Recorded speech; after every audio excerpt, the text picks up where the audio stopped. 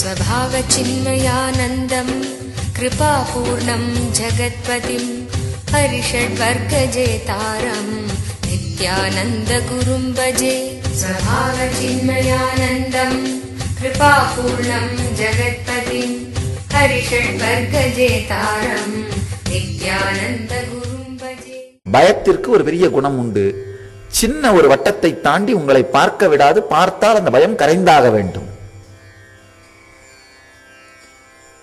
சாமி எப்பவுமே சொல்ற ஒரு அடிப்படையான சத்தியம், உங்களுடைய பார்வையை அகலப்படுத்த அகலப்படுத்த, உங்கள் பார்வையை விரிவுபடுத்த விரிவுபடுத்த நீங்களும் விரிவடைவீர்கள்.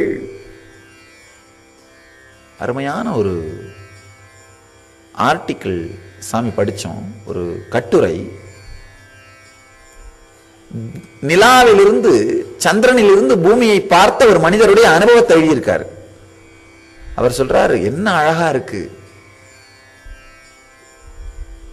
சந்திரனிலிருந்து இந்த பூமியை பார்த்தா. ஆனா இங்க இறங்கின பிறகுதான் தெரியுது எத்தனை வேலிகள், எத்தனை எல்லைகள். இந்த இடத்தை நாம எவ்வளவு பெரிய கொடுமையான நரகமாக்கி வச்சிருக்கோம்.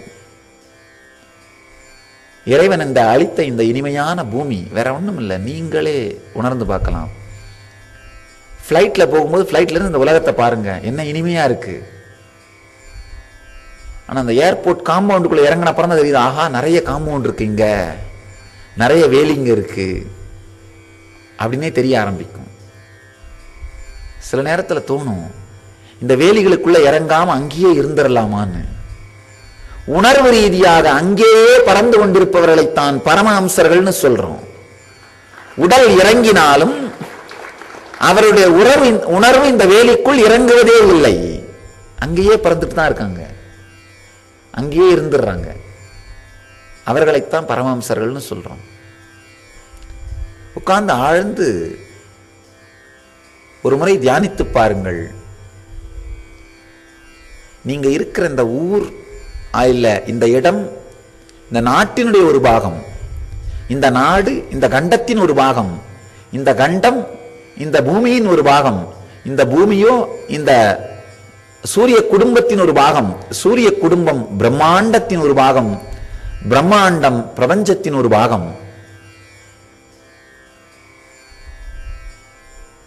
இந்த இடத்திலே இந்த உடலோடு இப்படித்தான் வாழ வேண்டும், வேறு வழி இல்லை அப்படிங்கிற சத்தியமோ கட்டாயமோ உங்களுக்கு இல்லை. நீங்களாக விளையாட்டு போக்காக லீலையாக இந்த இடத்திலே இந்த உடம்போடு வாழ்வதை தேர்ந்தெடுத்திருக்கிறீர்கள். சுதந்திரத்தன்மையை உணர்ந்தவன் மட்டும்தான் தலைவனாகவும் தொண்டனாகவும் வாழ முடியும். சரியான தலைவன் தான் சரியான தொண்டனா மாற முடியும். சுதந்திரத்தன்மையை உணராத ஒருவன் சரியான தொண்டனாக வாழவே முடியாது. சுதந்திரத்தன்மையை உணராத ஒருவன் தொண்டனாக வாழ முடியாது. தலைவனா மாற முயற்சி பண்ணிக்கிட்டே அவனுடைய அகங்காரம் அவனை துக்கத்தில் ஆழ்த்தி அழிஞ்சு போவான். சுதந்திரத்தன்மையை உணர்ந்தவன் பார்த்தீங்கன்னா தொண்டனாக வாழ்ந்தாலும் அவனுடைய நிலையிலே அவன் தலைவனாக வாழ்ந்து கொண்டிருப்பான்.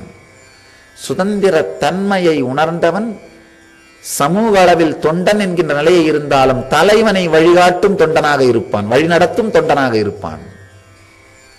சுதந்திரத்தன்மையை உணராதவன் ஏதோ ஒரு விதத்தில் துரதிருஷ்டவசமாக தலைவி பதவியில் அமர்ந்தாலும் தொண்டர்களையெல்லாம் பார்த்து நடுங்கிக் கொண்டிருக்கும் தலைவனாக இருப்பான். தலைமை அப்படிங்கிறது அமர்ந்திருக்கும் ஆசனத்தாலோ பிடித்துக் கொண்டிருக்கும் பதவியினாலோ இல்லை, உணர்ந்திருக்கும் உணர்வினால் தான் ஒருவன் தலைவனாகின்றான். எவ்வளவு நாள் வரைக்கும் இந்த உள்ள போற வெளியில வர்ற சுவாசத்து மேலேயே உங்கள் உணர்வு இருந்து கொண்டிருக்கிறதோ அவ்வளவு நாள் வரைக்கும் நீங்கள் தொண்டர்கள் தான். சுதந்திரத்தன்மையை உணராத தொண்டர்கள், அடிமைகள். இந்த பிரபஞ்சம் எப்படி வேண்டுமானாலும் உங்களை எட்டி உதைத்து கால்பந்தாட்ட வீரனை போல விளையாடி கொண்டிருக்க முடியும். எப்போ இந்த உள்மூச்சும் வெளிமூச்சும் கலக்கின்ற இரண்டு சக்தி அற்றதும் சக்தி நிறைந்ததுமான உள்ள போய் வெளியில திரும்புற சுவாசம் பிக் பேங் வாழ்க்கை, சக்தி நிறைந்தது. வெளியில வந்து காலி ஆயிட்டு உள்ள திரும்புற சுவாசம் பிளாக் ஹோல். உலகம் மொத்தமும் ஒடுங்குகிற பிரபஞ்சத்தின் ஒடுக்கம், பிரபஞ்சத்தின் விரிவும் வெளிப்பாடும் பிரபஞ்சத்தின் ஒடுக்கமும் ஒவ்வொரு வினாடியும் உங்களுக்குள் நிகழ்ந்து கொண்டே இருக்கின்றது, நடந்து கொண்டே இருக்கின்றது. அந்த ஒடுக்கமும் விரிவும் நடக்கின்ற அந்த மையம்தான் அண்ணாமலை. ஈஸ்வரன் சொல்லுகின்ற, ஈஸ்வரன் தன்னை வெளிப்படுத்தி காட்டிய இந்த ஜோதி ஸ்வரூபம்